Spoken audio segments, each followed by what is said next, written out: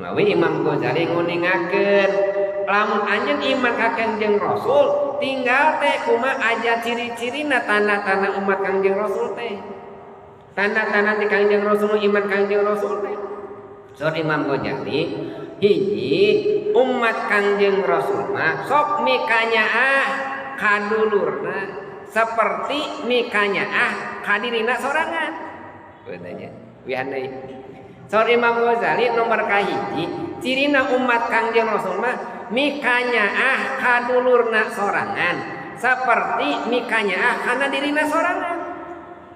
Lamun batur nyeri urang ge nyeri. Lamun dulur urang riweuh urang ge ngarasa riweuh. Lamun batur anu nyeksekan ka margi urang ngaros nyeri.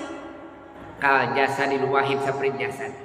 Wargi urang teh keur diperhatoskeun ka urang. Eta teh ajaran Kangjeng Rasul. Dulur kudu mikanyaah ka dulur. Lamun dina palabasa dekah ge sacan ka batur dulur urang perhatikeun. Perhatikeun dulur urang. Wa atidil qurba haqqahu. Sok bere dil qurba heula nu caket heula kerabat heula. Ulah wa kamikiran batur heula. Dulur urang heura bisi dulur urang anu teu mampu tinggal liat dulur urang. Lain teh kabangga-banggakeun turunan kade. Kumpul urang mah kabanggakeun turunan. Tapi perhatikeun dulur urang nu teu mampu. Wa atidil qurba na haqqo wal miskin men fakir miskin. Wargi heula urang perhatikeun. Eta halah Kangjeng Rasul. Mikanyaah di dulur sorangan ngalangkon ti mikanyaah dirina Kangjeng Rasul. Perhatoskeun eta akhlak Kangjeng Rasul. Wa atidil qurba.